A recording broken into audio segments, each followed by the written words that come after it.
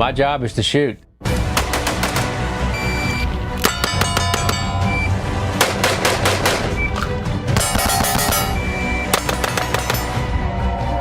Well, did he get lucky or what? Get some!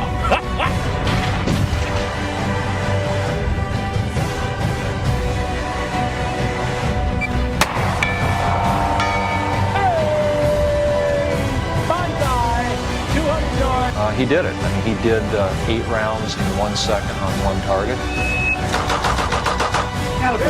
He did 8 rounds on 4 targets in 1.06.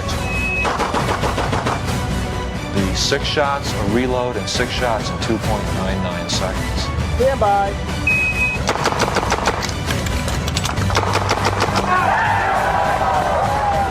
.99. A lot of people ask me, well, how do I get to the next level? Well, you get to the next level by being the first one on the range and the last one to leave. Oh my gosh, I can watch that all day long.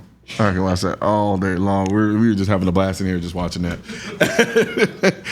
All right. So I got to ask, how much of that is natural ability? And I know you work hard. I know you have the work ethic of a psychopath.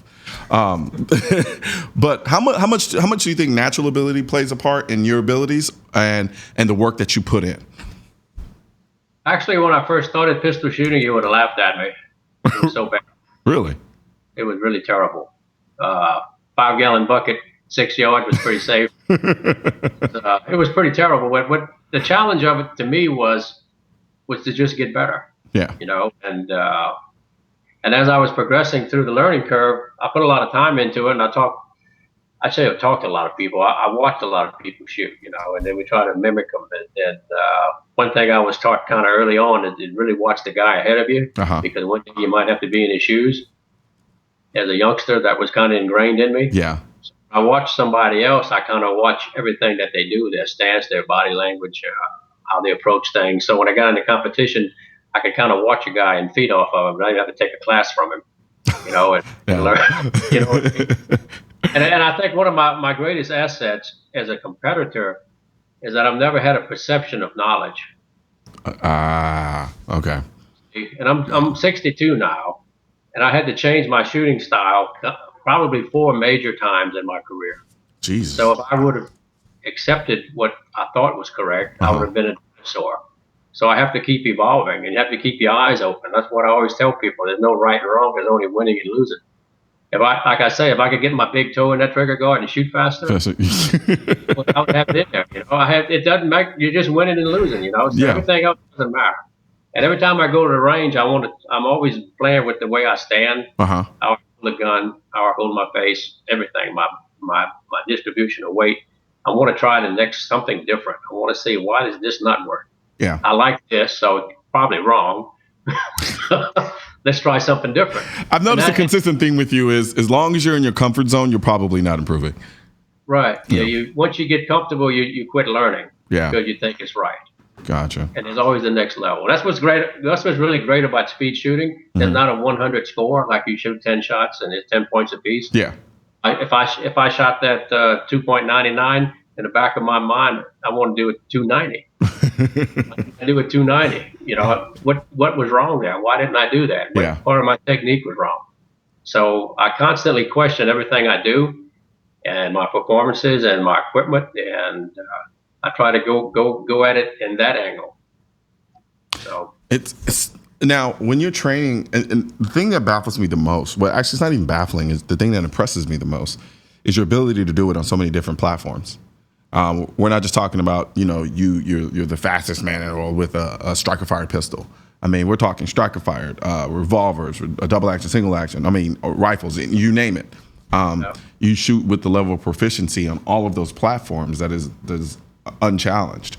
How do you? And I know my question seems redundant, but how do you practice to be able to shoot on so many different platforms? Considering.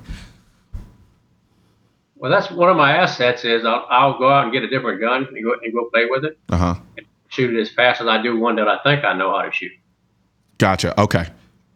and it crushed me. I go, well, like, why this thing is walking on me? I should be able to do it, and why am I not doing it well? So I investigate and then try to learn it. You know, if it's got a trigger on it, I like to make it talk. That Barrett 50 was probably the most fun gun. You've seen the video with the Barrett 50? Yep. But Sure. we took it out of the box, made sure the barrel was clean, put an optic on it, did 2 sight-in shots, and then shot 6 rounds in a second. Jeez. So Yeah. so I've shot a Barrett 50 before. I shot it twice standing. and not with the same speed in which you shot him. What is that? Since I remember my sensation. I remember it felt like I was standing behind a mule, and someone smacked it on behind and it just kicked me. And it wasn't so overwhelming. I thought I was going to fall over, but it was very intense. It was not for the faint of heart. Now you're running through them like it's a Glock 19. So what did that feel like? Well, the gun actually kind of talks to you when you shoot. So when I was firing it, you kind of feel the rhythm of it. Okay. And you automatically set your trigger for that speed. I don't know how to explain it more than that, but the gun cycled. I was cycling it right at its limit at about 1700ths of a second. Anything faster, you'd have to reset the trigger and make it to shoot. Because when you see the bolt close, it would fire. Yeah. It was probably the best ride. It was probably the best ride of any gun I've ever shot. Really? It gave me that feeling that I knew what I was doing, and the reset on the trigger was perfect. And it's just the rhythm and the blast with the concussion would slap you in the face. Yeah. Like, I'm gonna give you another one. I'm gonna give you another one. And it was just a good ride, like a rodeo guy wants to have a good ride. Absolutely. That was really a beautiful experience, and you can feel the more you shoot, you can actually feel what the gun's giving you. Yeah.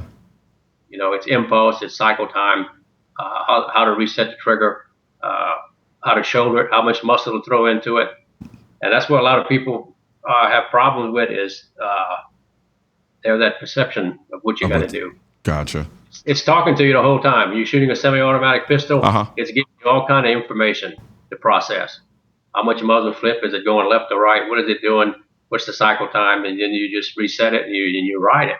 It's like... that make any sense? Yeah, it does. It does, because I think anytime you shoot something, it's talking to you. Yeah, I think it's kind of synonymous to I want to say running the manual gears in a car, where it's kind of like you don't fight the car, you kind of just get in tune with it, and then it's like your body mechanics, and then whatever the characteristics of that particular item is, you kind of put yourselves in sync, and then you figure out how to run more efficiently.